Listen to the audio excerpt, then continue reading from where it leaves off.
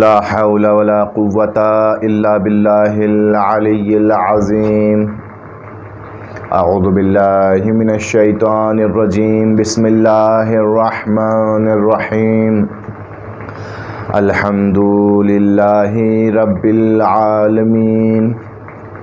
الصلاة والسلام والتحية والإكرام على محبوب رب المشرقين والمغربين جد الحسن والحسين أبي القاسم محمد. اللهم صل على محمد وآل محمد وعلى أهل بيته الأطيبين الأطهرين المعصومين المظلومين ولعنة الله على أعدائهم أجمعين من يوم عداوتهم إلى قيام يوم الدين. أما بعد، قال الله الحكيم في كتابه الكريم. بسم الله الرحمن الرحيم. يا أيها الناس اتقوا ربكم الذي خلقكم من نفس واحدة وخلق منها زوجها وبث منهما رجالا كثيرا ونساء واتقوا الله الذي تساءلون به والأرحام. صلوات پڑھ دے محمد و آل محمد پر. اللہم صل علی محمد و آل محمد وعجل فرجهم. عزادارین سید الشہداء، عظمت اور عظمت خاتون اور کربلا کے عنوان سے آج ہماری دوسری مجلس ہے. ہم نے کل کی مجلس میں ارشاد فرمایا تھا، ہم نے کل کی مجلس میں آپ کی خدمت میں پیش کیا تھا کہ قرآن مجید میں پروردگار عالم نے خاتون کو کیا عظمت بخشی ہے، کس طریقے سے خاتون کی عظمت کا تذکرہ کیا ہے، اور کس طریقے سے دنیا کو یہ سمجھانے کی کوشش کی ہے کہ ہم نے مرد اور خواتین میں کوئی فرق نہیں ڈالا. یہ انسان ہے کہ جس نے اپنے ذہن میں یہ سوچ لیا ہے کہ آدمی اور عورت میں فرق ہوا کرتا ہے، وگرنہ قدرت کی نظر میں معنوی لحاظ سے بھی کوئی فرق نہیں ہے، مادی لحاظ سے بھی کوئی فرق نہیں ہے. خلقت میں جو فرق ہے فقط وہ فرق ہے، اس کے علاوہ کوئی رتبے میں فرق نہیں ہے. جس رتبے پر پروردگار عالم نے انسان کو، آدمی کو پیدا کیا، اسی رتبے پر پروردگار عالم نے عورت کو پیدا کیا. لہذا یہ پروردگار عالم کا کرم ہے. وہ رتبے بندی میں پروردگار عالم خود مختار ہے. اس نے بندوں کو اختیار نہیں دیا. اس نے رسولوں کے درمیان میں رتبوں کا خیال رکھا کہ کوئی رسول جو ہیں بڑے رسول ہیں، کوئی ان سے چھوٹے رسول ہیں، اور ایک رسول سب کے سردار ہیں. اسی لیے کہا فضلنا بعضهم علی بعض، رسولوں کو رسولوں پر فضیلت بخشی ہے. لیکن انسانیت کے اعتبار سے دیکھا جائے تو سارے انسان پروردگار عالم نے برابر خلق کیے ہیں، چاہے اس انسان میں مرد کو انسان شمار کیا جائے یا اس انسان میں عورت کو انسان شمار کیا جائے. اگرچہ کہ دور جاہلیت میں یہ تصور لوگوں کے درمیان نہیں پایا جاتا تھا. دور جاہلیت میں فقط مخلوق آدمی کو اور مرد کو سمجھا جاتا تھا، اور خاتون کو مخلوق سمجھا ہی نہیں جاتا تھا. آپ اگر دور جاہلیت میں خواتین کے جو حالات ہیں ان پر غور کریں گے تو آپ کو نظر آئے گا کہ کوئی حق خاتون کو دور جاہلیت میں حاصل نہیں تھا. لیکن اسلام آیا اور اسلام نے آنے کے بعد میں خاتون کو اس کے حقوق پہنچائے، عورتوں کے لیے حقوق معین کیے، اور اسلام نے بتایا کہ جس طریقے سے مرد اللہ کی مخلوق اور مستقل مخلوق ہے، اسی طریقے سے عورت بھی اللہ کی مخلوق ہے اور مستقل مخلوق ہے. یہ پروردگار عالم نے عظمت دونوں کو بخشی ہے، اور پھر اعلان بھی کر دیا کہ ان دونوں میں افضل وہ ہوگا کہ جس کا ایمان افضل ہوگا، جس کا عمل اچھا ہوگا. میں ان دونوں میں افضل اسے بناؤں گا. ہو سکتا ہے کہیں عورت کا ایمان افضل نظر آئے، کہیں عورت کا عمل اچھا نظر آئے، یہ ممکن ہے. اور ہو سکتا ہے کہیں آدمی کا ایمان افضل نظر آئے. یہ خود ایمان اور عمل کی منزل میں انسان اپنے رتبے کو بناتا ہے، وگرنہ پروردگار عالم نے کسی کو کمتر پیدا ہی نہیں کیا. اسی سورہ میں پہلی آیت جو ہم نے آپ کی خدمت میں تلاوت کی، سورہ نساء کی پہلی آیت، بڑا خوبصورت پیغام اس سورے میں اور اس آیت میں موجود ہیں۔ سب سے پہلے تو یہاں ایک جملہ کہنے کا دل کرتا ہے کہ پروردگار عالم نے اتنی عظمت خاتون کو بخشی ہے کہ قرآن مجید میں ایک سورہ خدا نے سورہ نساء اتارا ہے۔ سورہ نساء، نساء کیسے کہتے ہیں؟ نساء یعنی خواتین۔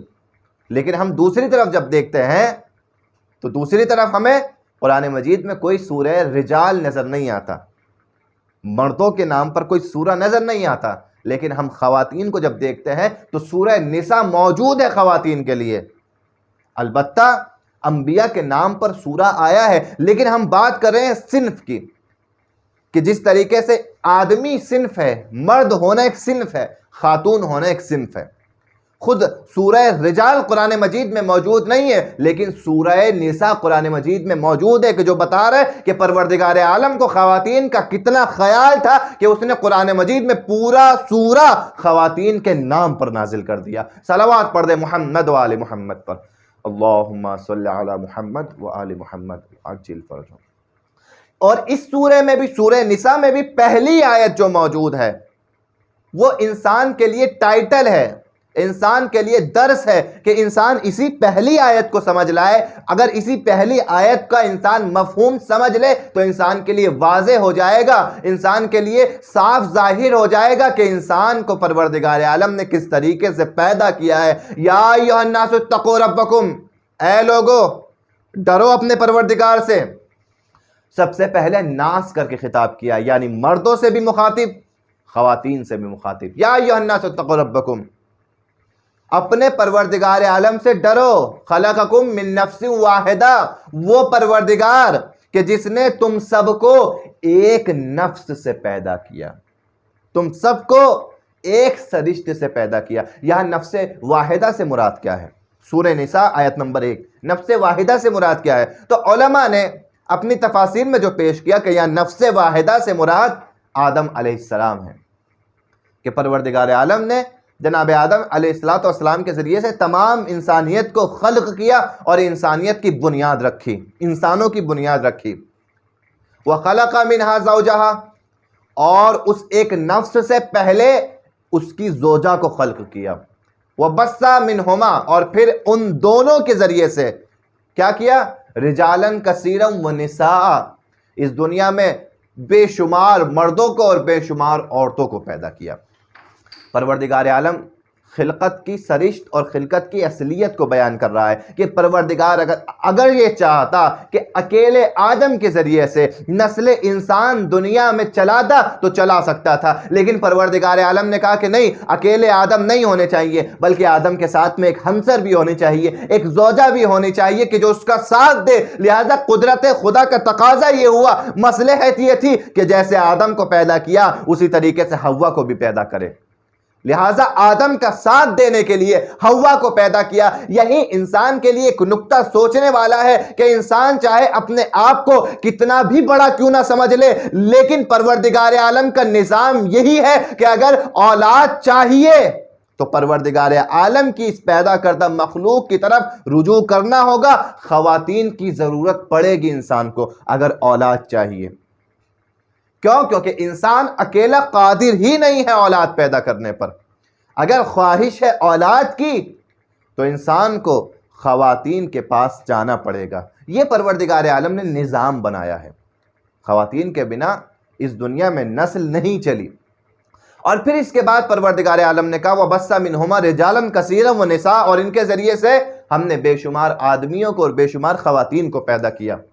یہ قرآن مجید ہے، اور قرآن مجید ہمیں اسی طریقے سے درس دے رہا ہے کہ دیکھو تم فرق کے قائل نہ ہو جانا، تم اکیلے کسی کام کو کرنے کی قدرت نہیں رکھتے اس دنیا میں۔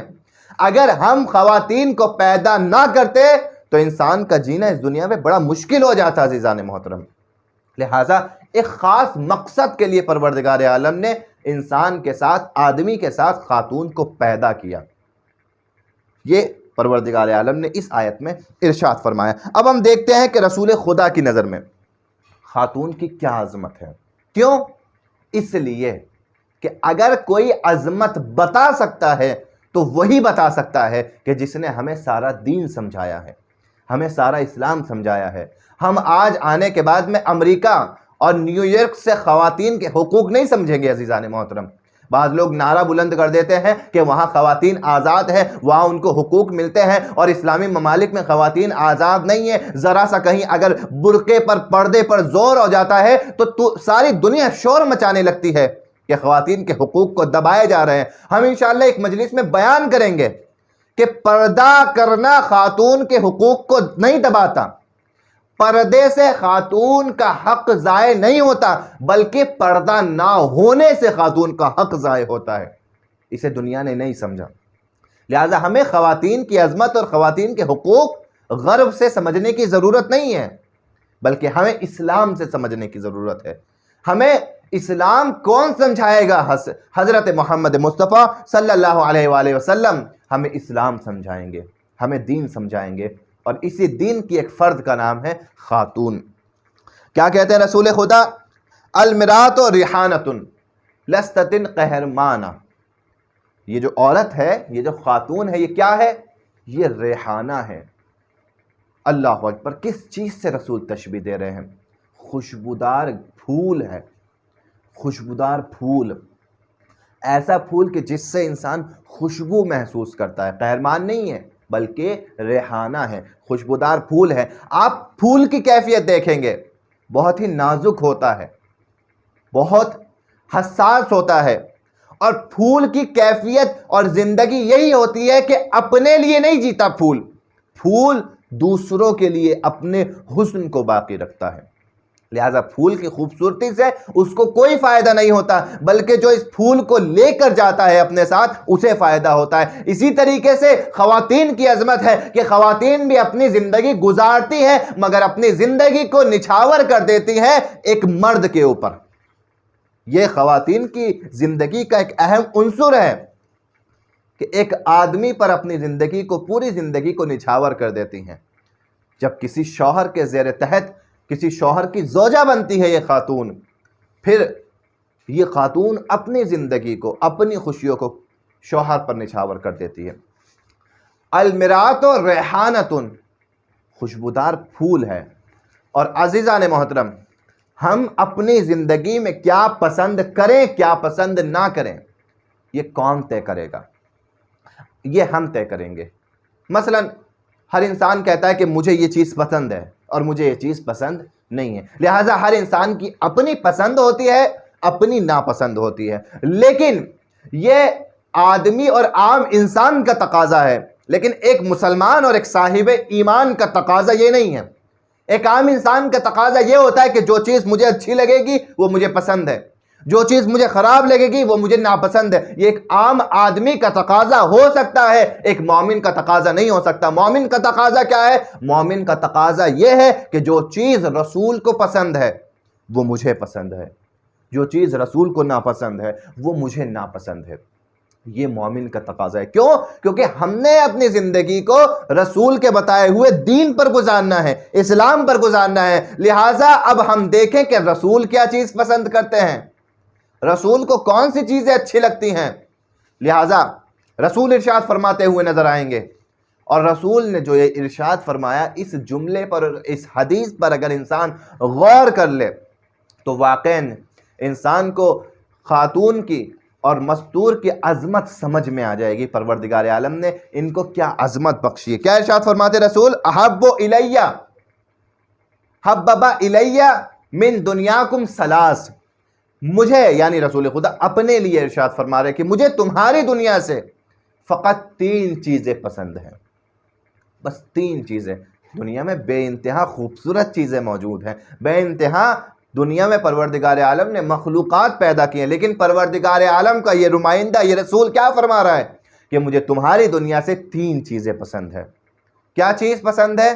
کہ پہلی چیز پر رسول خدا نے فرمایا عطر، کہ مجھے الطیب، مجھے تمہاری دنیا سے عطر پسند ہے۔ دوسری چیز النساء، خاتون، اور تیسری چیز کیا پسند ہے؟ الصلاۃ، نماز۔ یعنی میں اس دنیا میں ان 3 چیزوں کو پسند کرتا ہوں۔ عزیزان محترم، ظاہری لفظ نہ دیکھیں، اس حدیث کے ظاہری الفاظ نہ دیکھیں، کیونکہ آج کا انسان اگر کہے کہ مجھے اس دنیا میں مثلا خاتون پسند ہے تو اس کا مطلب کچھ اور ہوگا، لیکن جب رسول کہیں گے تو رسول کا مطلب وہ نہیں ہوگا کہ جو ہمارا اور آپ کا مطلب ہوتا ہے، نہیں، رسول حقیقت کو بیان کر رہے ہیں، یعنی اس دنیا میں میری نظر میں یہ 3 چیز قابل احترام ہے، میری نظر میں یہ 3 چیز قابل فضیلت ہے، میں ان 3 چیزوں کا بڑا احترام کرتا ہوں، قابل عظمت سمجھتا ہوں۔ ایک خوشبو ہے، ایک انسان اگر خوشبو لگا لیتا ہے تو کتنا اچھا ہو جاتا ہے وہ انسان۔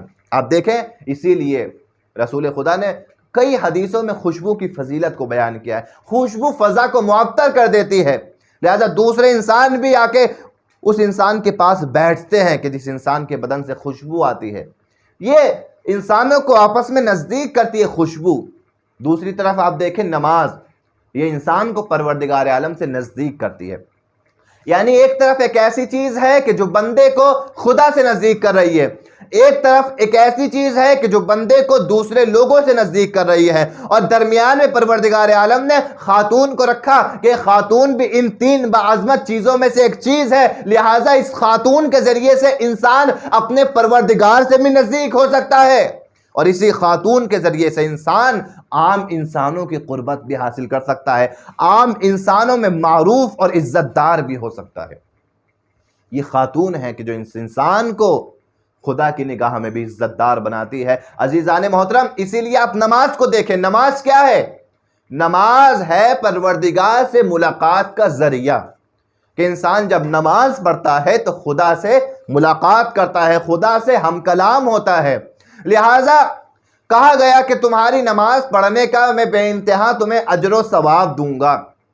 یہاں پر میں نماز شب کے اجر و ثواب کی بات نہیں کر رہا کہ بعض مسجدوں میں آپ نے 40 ثواب نماز شب کے لکھے ہوئے دیکھے ہوں گے، بے انتہا نماز شب کا اجر و ثواب ہے، لیکن واجب نماز اپنی جگہ پر اتنا ثواب رکھتی ہے کہ کوئی مستحب نماز اس ثواب کا مقابلہ نہیں کر سکتی۔ فجر کی 2 رکعت واجب اگر نہیں پڑھی تو چاہے پوری زندگی نماز شب پڑھتے رہو، اس نماز شب کا کوئی فائدہ نہیں ہے۔ کیوں؟ کیونکہ واجب کا مقام اپنا مقام ہے، یہ نماز کی فضیلت ہے، لیکن نماز بھی ہر کیفیت سے نہیں پڑھی جا سکتی۔ نماز کے لیے بھی کچھ مراتب بتائے گئے، کچھ چیزیں بتائی گئیں۔ کیا بتایا گیا نماز کے لیے؟ کہ نماز وضو کے ساتھ ہونی چاہیے، طہارت کے ساتھ ہونی چاہیے، پاک لباس ہونا چاہیے، پاک جگہ ہونی چاہیے، پاک بدن ہونا چاہیے۔ یہ نماز کے لیے فضیلتیں بتائی گئی ہیں کہ اگر چاہتے ہو تمہاری نماز بافضیلت ہو جائے تو ان باتوں پر عمل کرنا ہوگا۔ لہذا کہا گیا کہ گھر سے زیادہ بافضیلت نماز مسجد میں ہوگی، فرادہ سے زیادہ بافضیلت نماز جماعت کے ساتھ ہوگی، تاخیر سے زیادہ بافضیلت نماز اول وقت میں ہوگی۔ یہ کیا ہو رہا ہے؟ یہ نماز کی فضیلت کو بڑھایا جا رہا ہے، یہ انسان نماز کی فضیلت کو یوں ہی بڑھا سکتا ہے۔ لہٰذا تیسری چیز کیا پسند ہے مجھے؟ نماز پسند ہے۔ اب اسی نماز کے ذریعے سے دیکھیں، پہلی چیز خوشبو پسند ہے، ہمیں روایت ملی۔ کیا روایت ملی؟ کہ ایک انسان خوشبو لگا کر نماز پڑھ رہا ہے اور دوسرا انسان بغیر خوشبو لگائے نماز پڑھ رہا ہے۔ روایت کہتی ہے، اسلام کہتا ہے کہ جو خوشبو لگا کر نماز پڑھ رہا ہے اس کی نماز کا ثواب زیادہ ہے، اس کی نماز زیادہ فضیلت رکھتی ہے مقابل اس کے کہ جو بغیر خوشبو کے نماز پڑھ رہا ہے۔ یہ تو ہو گئی خوشبو کی بات۔ اب دوسری چیز، عورت بھی کہا رسول خدا نے کہ مجھے دنیا میں عورت بھی خاتون بھی پسند ہے، یعنی خواتین کو میں احترام کی نظر سے دیکھتا ہوں، یعنی خواتین کو قابل عظمت سمجھتا ہوں۔ دوسری چیز خاتون ہے کہ جسے رسول نے مورد پسند قرار دیا ہے، تو خاتون کی کیا عظمت نماز میں ہے آپ دیکھیں۔ اسی لیے ارشاد باری تعالی ہوا، اسی لیے رسول خدا نے ارشاد فرمایا کہ شادی شدہ انسان کی نماز ایک کنوارے انسان کی نماز سے افضل ہے، کئی درجے افضل ہے۔ یہ کیا بات کہی رسول خدا نے، یہ اسلام نے کیا بات کہی؟ مگر شادی کرنے یا نہ کرنے کا نماز کے ثواب سے کیا تعلق ہے؟ نہیں، تعلق ہے۔ کیا تعلق ہے؟ کہ اسی لیے خاتون کو کہا گیا نصف ایمان۔ جب خاتون آ جاتی ہے تو ایمان مکمل ہو جاتا ہے، آدھا ایمان انسان کے پاس مکمل ہے، اب آدھے ایمان کے لیے جد و جہد کرنے کی ضرورت ہے۔ لہٰذا کیونکہ ایمان مکمل آ چکا اس کے پاس، اب اس کی عبادت کا ثواب بھی بڑھ گیا۔ لہٰذا بغیر خوشبو لگائے انسان کی نماز کا ثواب اتنا نہیں ہے جتنا خوشبو لگا کر نماز پڑھنے والے کے ثواب ہے، اور کنوارے انسان کی نماز کا ثواب اتنا نہیں ہے کہ جتنا شادی شدہ انسان کی نماز کا ثواب ہے۔ یہ عورت کیا زندگی میں آئی، یہ اس انسان نے شادی کیا کر لی، پروردگار حکیم نے اس کی عبادتوں کے ثواب کو بڑھا دیا۔ تو جو خاتون جب اس انسان کی، اس مرد کی زندگی میں آئے اور اس کی زندگی میں آ کر اپنے نہیں اس کی نماز کے ثواب کو بڑھا دے، اس خاتون کی عظمت کو کون پہچان سکتا ہے؟ صلوات پڑھ دے محمد و آل محمد پر، اللہم صلی علی محمد و آل محمد وعجل فرجہم۔ سمجھنے کی ضرورت ہے عزیزان محترم، کیوں کہا گیا کہ اس کی نماز افضل ہے، اس کا دین کامل ہے؟ کیوں؟ کیونکہ اس نے شادی کی ہے، اس نے اس نظام کے تحت اپنی زندگی گزارنے کا فیصلہ کیا ہے جو نظام خدا نے بنایا تھا، جو نظام خدا نے بنایا تھا۔ لہٰذا انسان کو سمجھنے کی ضرورت ہے کہ یہ بیوی نہیں ہے، یہ بیوی نہیں ہے کہ جو تم شادی کر کے لائے ہو۔ اسے اسلام نے خوبصورت لقب دیا ہے۔ اسے کیا لقب دیا اسلام نے؟ اسے کہا ہے شریک حیات۔ یہ بیوی نہیں ہے فقط، یہ تمہاری حیات میں شریک ہے، یہ تمہاری زندگی میں شریک ہے۔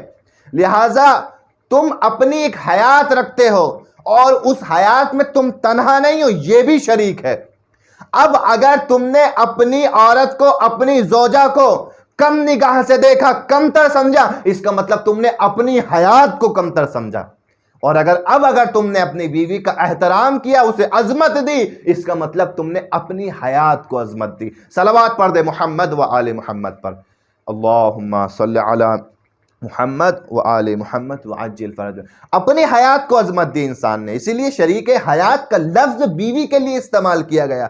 شریک حیات کتنا خوبصورت لفظ ہے، کتنا خوبصورت لفظ ہے، اور اسی خوبصورت لفظ سے بیوی کی اور خاتون کی عظمت سمجھ میں آ جاتی ہے کہ پروردگار عالم نے انہیں کیا عظمت بخشی ہے۔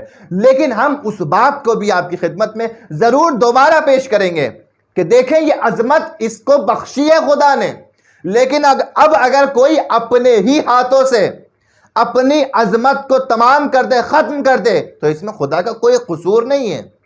اب اگر پروردگار عالم نے خاتون کو عظمت بخشی ہو لیکن خود اپنے عمل کے سبب وہ لوط کی بیوی بن جائے تو خدا اس پر لعنت کرے گا۔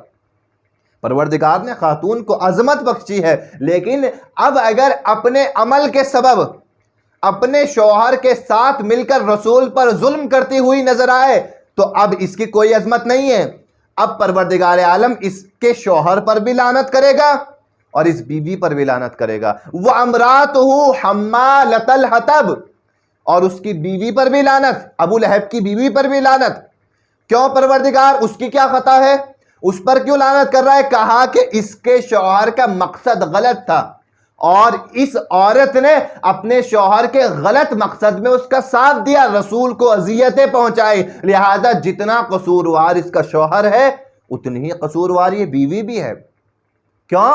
کیونکہ یہ شریک حیات تھی، یہ چاہتی تو خود کو بھی بدلتی، اپنے شوہر کو بھی بدل سکتی تھی، لیکن اس نے خود کو بھی نہیں بدلا، اپنے شوہر کو بھی نہیں بدلا۔ اسی لیے کہا گیا ہے کہ اپنے خانوادے کو مینٹین کرنا، سنبھالنا، یہ عورت کی، گھر کی خاتون کی ذمہ داری ہے۔ وہ صلاحیت رکھتی ہے خانوادے کو سنبھالنے کی، وہ اولاد کو بھی سنبھالنے کی صلاحیت رکھتی ہے۔ یہ عظمت رسول کی نظر میں ہے عظمت۔ یہ بعض لوگوں نے غلط طریقے سے کچھ حدیثوں کو سمجھ لیا، اور جب غلط طریقے سے ان حدیثوں کو سمجھ لیا تو پھر عورت کو کمتر سمجھنے لگے۔ کہا گیا رسول نے تو فرمایا عورت ٹیڑھی ہڈی کے مانند ہے، اگر سیدھا کرو گے تو ٹوٹ جائے گی۔ حدیث ہے، اور حدیث یہ اس طریقے سے بتاتے ہیں کہ عورت کا مذاق اڑاتے ہیں، یہ صنف نسواں کا مذاق اڑاتے ہیں کہ دیکھو رسول خدا نے کیا فرمایا، عورت ٹیڑھی ہڈی ہے، اگر سیدھا کرو گے ٹوٹ جائے گی۔ عزیزان محترم، سمجھنے کی ضرورت ہے، غور کرنے کی ضرورت ہے۔ یہاں پر پروردگار عالم کے رسول نے خاتون کی مذمت نہیں کی، یا خاتون کے لیے کوئی قابل نفرت بات بیان نہیں کی بلکہ قابل عزت بات بیان کی گئی ہے۔ ٹوٹی ہوئی ہڈی کی کیا صفت ہوتی ہے؟ ٹوٹی ہوئی ہڈی کو سیدھا نہیں کیا جا سکتا، سیدھا کریں گے تو ٹوٹ جائے گی۔ ٹیڑھی ہڈی اگر سیدھا کریں گے تو ٹوٹ جائے گی، یہ ٹیڑھی ہڈی کی صفت ہے۔ اس کا مطلب یہ ہرگز نہیں ہے کہ خدا نے خاتون کو ٹیڑھا پیدا کیا ہے اور اس کی مثلاً اس کا اخلاق وہ اپنی زندگی میں ٹیڑھی صفت رکھتی ہے، ایسا ہرگز مطلب نہیں ہے۔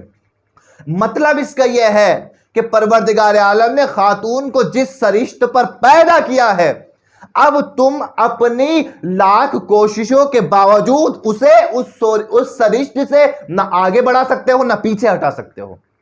خاتون جس سرشت پر پیدا ہوئی ہے، خاتون جس فطرت پر پیدا ہوئی ہے اسی پر باقی رہے گی، یہ اس کی فطرت ہے۔ اب تم اگر چاہو کہ نہیں ہم اب چاہتے ہیں کہ ہماری عورت اور عورتوں سے الگ ہو، یہ نہیں ہو سکتا دیکھیں۔ کیوں؟ کیونکہ پروردگار نے خاتون کو جس فطرت پر پیدا کیا ہے وہ اسی فطرت پر رہے گی، اس کے لیے وہی فطرت بہتر ہے۔ یہ قابل تعریف بات ہے کہ انسان کی آدمی کی فطرت بدلتی رہتی ہے، لیکن خاتون جس فطرت پہ پیدا ہوئی ہے یہی انسان کبھی شجاع بن جاتا ہے، کبھی بزدل بن جاتا ہے، کبھی لالچی بن جاتا ہے اور کبھی قناعت پسند بن جاتا ہے۔ یہ انسان بدلتا رہتا ہے، لیکن خاتون کو جس سرشت پر پیدا کیا ہے پروردگار عالم نے، خاتون اس سرشت سے آگے پیچھے نہیں ہوتی ہے۔ یہ اس حدیث کا مفہوم ہے کہ جو رسول نے بیان کی، جسے عام طور پر لوگ عورتوں کی مذمت کے لیے بیان کرتے ہیں۔ اور آپ اگلی حدیث میں دیکھیں کہ رسول خدا نے کیا ارشاد فرمایا۔ رسول خدا نے ارشاد فرمایا کہ اگر کوئی یہ دیکھنا چاہتا ہے، بہت خوبصورت حدیث ہے اور ایک میزان ہے، ایک معیار ہے۔ ہم بہت دعویٰ کرتے ہیں کہ ہم اہل بیت سے محبت کرتے ہیں، اور ہر کسی کو دعویٰ ہے۔ عزیزان محترم، دعویٰ بغیر دلیل کے کافی نہیں ہوتا۔ حضرت امام جعفر صادق علیہ السلام ارشاد فرماتے ہیں خاتون کی عظمت اس حدیث سے بھی سمجھی جا سکتی ہے۔ کیوں؟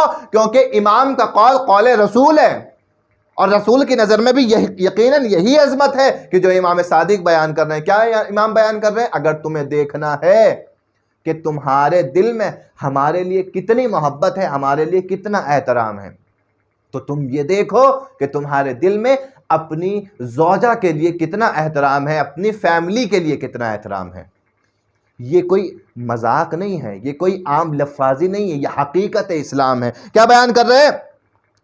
کل من شدد لنا حبا، جو دیکھنا چاہتا ہے کہ کتنی شدید ہم سے محبت رکھتا ہے، کس درجہ ہم سے محبت رکھتا ہے، وہ کیا کرے؟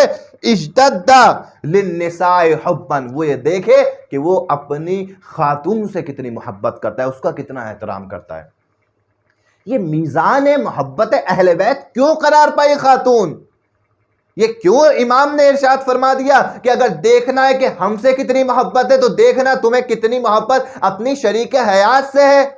یہ کیوں کہا؟ اسی لیے کیونکہ وہ تمہاری شریک حیات ہے، سب سے نزدیک وہ تم سے ہے۔ اب انسان اگر اسی کا نہ ہو تو دنیا میں پھر کس کا ہوگا؟ یہ انسان کے لیے ایک درس ہے جو امام دے رہے ہیں کہ پروردگار عالم نے جو نعمت تمہیں دی ہے اس نعمت کی قدر کرو۔ یہی سبب بن سکتی ہے کہ تمہیں ہم اہل بیت سے نزدیک کریں۔ کردار اور سیرت اہل بیت کی ہونی چاہیے۔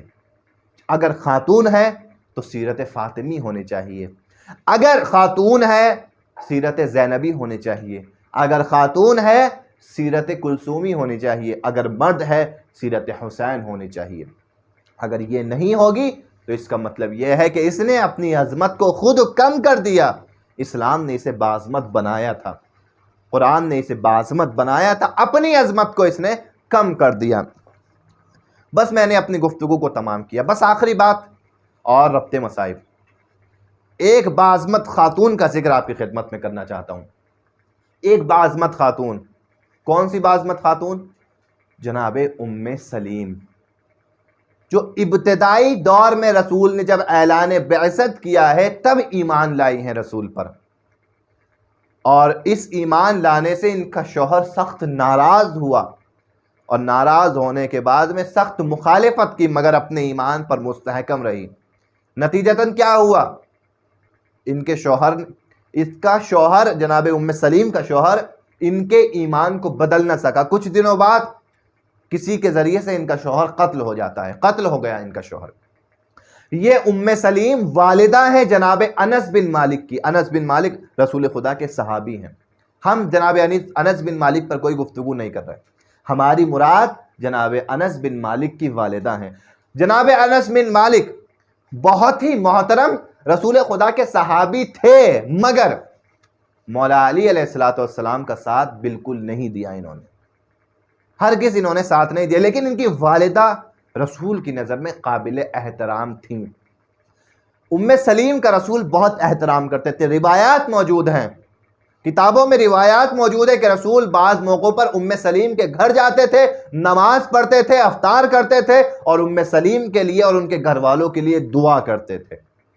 بعض موقعوں پر رسول کا جانا بتا رہا ہے کہ یہ خاتون کس عظمت کی مالک ہے، اور یہ خاتون خود اس کی عظمت یہ بھی ہے کہ یہ رسول خدا کے ساتھ میں جنگوں میں شریک رہی ہیں. جنگ حنین ہو، جنگ بدر ہو، جنگ خیبر ہو، یہ رسول کے ساتھ شریک رہی ہیں. یہ زخمیوں کا علاج کرنے کے لیے، پیاسوں کو پانی پلانے کے لیے میدان جنگ میں موجود رہتی تھی جناب ام سلیم.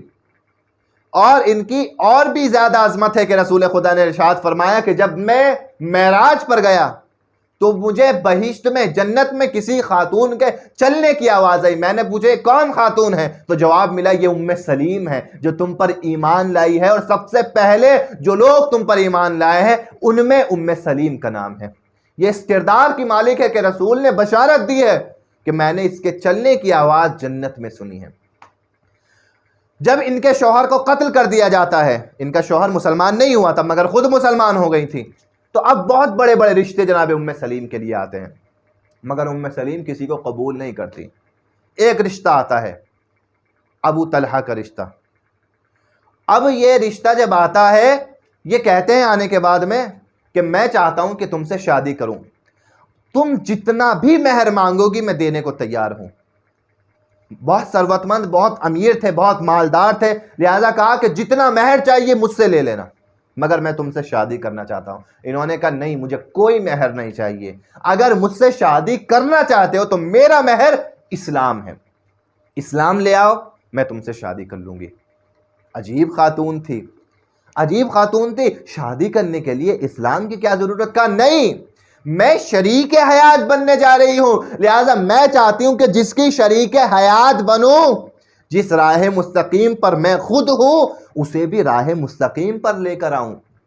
شریک حیات کا مطلب یہی ہے. کہ کیا چاہیے مہر میں؟ کہ مجھے مہر میں اسلام چاہیے، اسلام لے آؤ.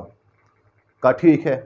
کچھ دن سوچا، سوچنے کے بعد میں آمادہ ہو گیا کہ ٹھیک ہے میں اسلام لے آتا ہوں. اسلام لے آئے، اور اسلام جب لے کے آ گئے، ایک مرتبہ رسول خدا کی خدمت میں گئے، مسجد میں لوگ ادھر ادھر دیکھنے لگے کہ یہ تو ایمان نہیں لائے، یہ تو مسلمان نہیں ہے، یہ مسجد میں کیسے آ گئے؟ رسول خدا مسکرائے. رسول خدا تو سب جانتے تھے. مسکرانے کے بعد اصحاب کی طرف رخ کر کے کہا کہ نہیں، یہ ایمان لے آیا ہے، یہ ایمان لے آیا ہے. یہ عظمت ام سلیم کی ہے کہ خود بھی با ایمان اور اپنے مہر کے ذریعے سے اپنے شوہر کو بھی ایمان پر لے کے آئی، اپنے شوہر کو بھی مسلمان کیا. ام سلیم، آپ دیکھیں کہ ہمارے یہاں مہر کے بارے میں خواتین خود اپنی مہر کے بارے میں فکر مند نہیں ہوتی. مہر فقط اس چیز کا نام نہیں ہے کہ جو نکاح نامے میں لکھا جاتا ہے، نہیں، آپ کو اختیار دیا ہے کہ آپ مہر میں کیا چاہتی ہیں. یہ آپ کے چچا، آپ کے ماموں شادی کے وقت کھڑے ہو کر طے نہیں کریں گے. آپ کا بھی حق ہے، آپ خود اپنے لیے کچھ مہر سوچ سکتی ہیں، خواتین سوچ سکتی ہیں اپنے لیے مہر. لہٰذا ایسے بہت سے واقعات ہم نے ایران میں، عراق میں اور ہندوستان میں دیکھے کہ خواتین نے اپنے مہر کو تبدیل کیا، اپنا مہر خود منتخب کیا اور کہا کہ نہیں، میں چاہتی ہوں میرا مہر یہ ہو کہ میرا ہونے والا شوہر سورہ نور کو صحیح سے پڑھ کر اور سیکھ کر آئے، اور شادی سے پہلے سورہ نور پڑھ کر سنائے. اس خاتون سے پوچھا کہ کیوں سورہ نور سننا چاہتی ہو؟ کیا سورہ نور میں وہ تمام ہدایتیں موجود ہیں کہ جو شادی کے بعد ایک شوہر اور ایک بیوی کو پتہ ہونی چاہیے، لہٰذا جب تک اسے وہ پتہ نہیں ہوگی تو شادی کا فائدہ کیا ہے؟ لہٰذا میں چاہتی ہوں سورہ نور حفظ کرے، سورہ نور سنائے. یہ مہر تھی. ایک خاتون نے اپنا مہر رکھا کہ میں چاہتی ہوں کہ میرا مہر یہ ہے کہ یہ نماز شب زندگی بھر نماز شب پڑھے. یہ کوئی داستانے اور افسانے نہیں، یہ حقیقت ہے. اور اس سے مہر میں یہ طلب کیا، لہٰذا زندگی بھر اس نے نماز شب پڑھی. خود کا بھی مہر ادا ہو گیا، زندگی بھر کے لیے اپنے شوہر کو بھی اللہ والا بنا دیا. یہ پروردگار عالم نے صلاحیت خاتون کو دی ہے. یہ حق ہاتھ میں خاتون کا ہے کہ اپنا مہر منتخب کرے. اب وہ بہتر جانتی کہ اسے کیا مہر چاہیے. اسے مال دنیا چاہیے، ٹھیک ہے مال دنیا منتخب کرے. اسے مال دنیا نہیں چاہیے، آخرت چاہیے، کچھ ایسا مہر منتخب کرے کہ اس کی دنیا بھی سنور جائے، آخرت بھی سنور جائے. مہر حق ہے خاتون کا. جناب زینب کبریٰ سلام اللہ علیہا جب شادی ہوئی جناب زینب کی عبداللہ علیہ السلام سے، تو جناب عبداللہ اور جناب عبداللہ خواستگاری کے لیے آئے، رشتہ مانگنے کے لیے آئے. مولا علی علیہ السلام ہیں، رشتہ قبول کر لیا. مہر وہی مہر طے پائی کہ جو مہر فاطمی تھی. لیکن یہاں مہر کے طور پر جناب زینب نے 2 شرطیں رکھیں. جناب زینب نے مہر کے طور پر 2 شرطیں بھی رکھیں. کیا شرطیں تھیں؟ پہلی شرط یہ تھی کہ عبداللہ میں روزانہ کچھ وقت اپنے بھائی حسین کے دیدار کے لیے جاؤں گی. اور دوسری شرط یہ ہے عبداللہ کہ جب میرا بھائی حسین اپنے مقصد کے لیے سفر پر نکلے گا تو تم مجھے روکو گے نہیں. عبداللہ نے دونوں شرطوں کو قبول کیا. عزیزان محترم، یہ پروردگار عالم نے حق دیا ہے خاتون کو، لہٰذا ام سلیم نے اسلام کو مہر میں طلب کیا اور وہ اسلام لے آئے.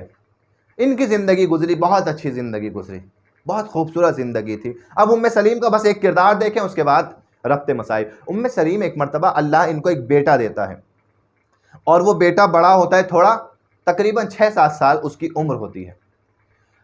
باپ کا ہمیشہ یہ دستور تھا کہ جب بھی گھر میں آتا تھا اپنے بیٹے کو پوچھتا تھا.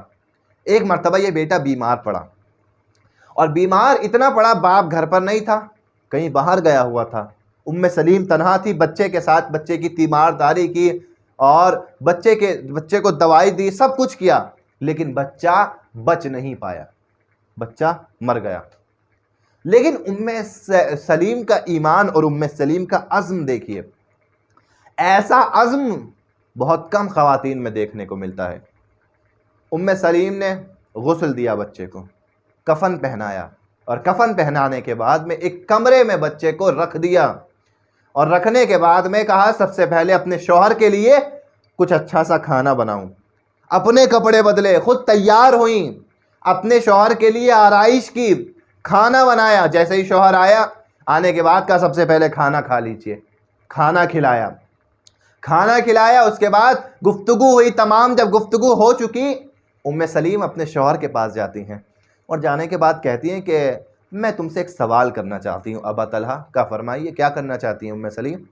کہ میرا سوال یہ ہے کہ آپ کا اس انسان کے بارے میں کیا نظریہ ہے کہ جو امانت لے لیکن جب اس سے واپس مانگی جائے امانت تو واپس دینے سے انکار کر دے. کہ ایسا انسان بڑا بدبخت انسان ہے. شریف فریضہ یہ ہے کہ جب امانت لی جاتی ہے صاحب امانت سے تو جب وہ امانت واپس مانگے اسے دینی پڑتی ہے. دیکھیں کس طریقے سے پہلے سوال کر رہی ہیں اور جواب بھی لے رہی ہیں اپنے شوہر سے. اب جب شوہر کے اس جواب کو سنا تو اب ام سلیم کہتی ہیں کہ بالکل اسی طریقے سے ہوا ہے. خدا نے تمہیں ایک امانت دی تھی، اب وہ امانت تم سے لے لی، تمہارا بیٹا اس دنیا میں نہیں رہا. تعجب کرتے ہیں، یقین جانے تعجب کرتے ہیں، اور رسول خدا کی خدمت میں جاتے ہیں. یا رسول اللہ یہ ماجرا رات پیش آیا ہے. مجھے حیرت ہوئی ام سلیم پر کہ ام سلیم نے ذرا سی بھی ام سلیم کے چہرے پر شکستگی کے آثار نہیں تھے. سارے کام میرے لیے انجام دیے اور اس کے بعد میں اس طریقے سے مجھے میرے بیٹے کی موت کی خبر دی. اگر کسی اور طریقے سے ام سلیم بتاتی تو شاید یہ باپ بھی ٹوٹ جاتا، لیکن ایسے بتائیں کہ یہ بھی مطمئن رہا خدا کی رضا پر، خدا کی قدر پر، خود بھی مطمئن رہی. رسول مسکرائے، رسول نے کہا بشارت دیتا ہوں تمہیں کہ پروردگار تمہیں اس کے بعد 2 بیٹے عطا کرے گا، اور ان 2 بیٹوں کی نسل میں بہترین قاری قرآن ہوں گے، قرآن کو پڑھنے والے ہوں گے. یہ ہے عظمت ام سلیم کی، یہ عظمت ام سلیم کی ہے. کس طریقے سے اپنے شوہر کا ساتھ دیا ہے. اسلام کی بھی ضمانت ان کا اسلام خود ان کے اسلام کی ذمہ دار بنی ہیں اور زندگی بھر رسول کی خدمت کی ہے، رسول کی خدمت میں رہی ہیں۔ اور ایک طرف ہمیں جناب زینب کا کردار نظر آتا ہے۔ جناب زینب سلام اللہ علیہ کا کردار کیا ہے؟ جناب زینب کا کردار یہ ہے کہ ایک طرف ہم نے ام سلیم کو دیکھا کہ بیٹا مر جاتا ہے، مگر ام سلیم کے چہرے پر شکستگی کے آثار نہیں آتے، مگر فرق ہے زینب میں اور ام سلیم میں۔ کیا فرق ہے؟ میں کہوں گا ام سلیم، تم نے اپنے بیٹے کو مرتا ہوا دیکھا، تم نے اپنے بیٹے کی موت کو دیکھا، بیمار ہوا تمہارا بیٹا، لیکن زینب نے اپنے بیٹے کو اسی لیے پالا تاکہ اسلام پر قربان ہو جائے، اور ایک نہیں 2 بیٹے پالے زینب نے۔ تمہاری لاکھ عظمت صحیح ام سلیم، مگر جناب زینب کی عظمت اور جناب زینب کے کردار کو کون سمجھ سکتا ہے؟ واقعاً وہ حالات کے جس میں خاتون ٹوٹ جاتی ہے، جناب زینب عزم کے پہاڑ کی طرح دربار ابن زیاد میں کھڑی ہوئی نظر آتی ہیں۔ وہ سچویشن، وہ حالات کے جہاں ایک خاتون کئی دنوں تک اس کی آنکھوں سے آنسو نہیں رکتے۔ جب گھر میں ایک انسان مر جاتا ہے تو گھر کی خواتین کئی دنوں تک روتی ہیں۔ 10 محرم کو گھر کے 18 فرد شہید ہوتے ہوئے زینب نے دیکھے، مگر 12 محرم کو دربار ابن زیاد میں موجود ہے، مگر زینب رو نہیں رہی ہیں، بلکہ شجاعانہ ابن زیاد سے گفتگو کر رہی ہیں، ہم کلام ہے جناب زینب۔ یہ عظمت ہے جناب زینب کبریٰ سلام اللہ علیہا کی۔ لیکن اس عظمت کے لیے زینب نے کس کس مصیبتوں کو برداشت کیا، اسلام کے لیے کس کس پریشانیوں کا زینب نے سامنا کیا؟ عزیزان گرامی، جناب زینب کے لیے کتنا سخت تھا کوفے کے دربار میں آنا، کوفے کے بازار میں آنا۔ عزیزان محترم، حتیٰ کوفے کے شہر میں شرکت ہونا، داخل ہونا زینب کے لیے بڑا سخت تھا۔ جس وقت کوفے کے شہر میں داخل ہوئی ہیں زینب، کیا جناب زینب کو یاد نہیں آیا ہوگا کہ یہ وہی شہر ہے کہ جہاں میں عورتوں کو قرآن پڑھایا کرتی تھی؟ یہی وہی شہر ہے کہ جہاں میرے بابا حکومت کیا کرتے تھے، میں اس شہر کی شہزادی تھی۔ عزیزان محترم، وہ خاتون، وہ زینب کہ جو ایک عرصے پہلے اس شہر میں شہزادی رہی ہو، آج ایسے آئے کہ ہاتھ پسے گردن بندھے ہوئے ہیں، سر پہ چادر نہیں ہے۔ اور عزیزان محترم، اس پر یہ بھی ستم کیا گیا کہ لوگوں کو بتایا گیا کہ باغیوں کا قافلہ آ رہا ہے۔ عزیزان محترم، بڑا ستم زینب نے دیکھا۔ آئینہ بندی کی گئی، پہلے آئینے بندی کی جائے، بازار کو سجایا جائے، آئینے لگائے جائیں۔ کہ یہ آئینے کیوں لگا رہے ہو؟ علماء سے میں نے سنا ہے کہ آئینے اس لیے لگائے گئے کہ دوسرے تو زینب کو بے چادر دیکھیں، زینب و ام کلثوم خود اپنے چہروں کو بھی بے چادر دیکھیں۔ عزیزان محترم، جب زینب نے منع کر دیا، سید سجاد ان سے کہہ دو میں نہیں جاؤں گی، میں بازار سے نہیں گزروں گی۔ ارے میں کیسے بازار سے گزروں؟ میں علی کی بیٹی ہوں، میں فاطمہ زہرا کی نور نظر ہوں، میں بازار سے نہیں گزروں گی۔ ایک مرتبہ سید سجاد نے کہا پھوپھی اماں، ارے خدا کی مصلحت یہی ہے، گزرنا ہوگا۔ کہا نہیں، میں ابھی بد دعا کرتی ہوں۔ اے بیبیو تم آمین کہنا۔ ابھی بد دعا کے لیے جیسے ہی ہاتھ اٹھائے جناب زینب نے، کیا دیکھتی ہے زینب؟ بھائی کا کٹا ہوا سر ہے اور بھائی کی آنکھوں سے آنسو جاری ہو رہے ہیں۔ بھائی کیا سبب ہے رونے کا؟ کہ بہن زینب بد دعا نہ کرنا، تمہیں بڑی مصیبتیں برداشت کرنی ہے۔ کہ بھیا دیکھ نہیں رہے، آئینے بندی کی گئی ہے، بازار کو سجایا گیا ہے، اور میں رسول خدا کی نوازی ہوں، مجھے گزرنے کے لیے کہا جا رہا ہے۔ کہ بہن میں تیرا انتظام کیے دیتا ہوں۔ اب کٹے ہوئے سر سے تلاوت قرآن کی آواز آئی، ام حسبتم ان اصحاب الکہف والرقیم کانوا من آیاتنا عجبا۔ جیسے ہی کوفے کے لوگوں نے تعجب سے کٹے ہوئے سر کو دیکھا، ارے دیکھو کٹا ہوا سر قرآن پڑھ رہا ہے، لوگ کٹے ہوئے سر کو دیکھتے رہے۔ زینب جلدی جلدی بازار سے گزرتی رہی، ایک مرتبہ پیچھے مڑ کے کہا بھیا تیرا شکریہ، تو نے اس عالم میں زینب کا خیال رکھا۔ اے بھیا مگر زینب آپ کے لیے تیرے بعد بڑا سخت مرحلہ ہے۔ ابن زیاد کا دربار ہے، زینب بے مقنع و چادر، انا للہ و انا الیہ راجعون۔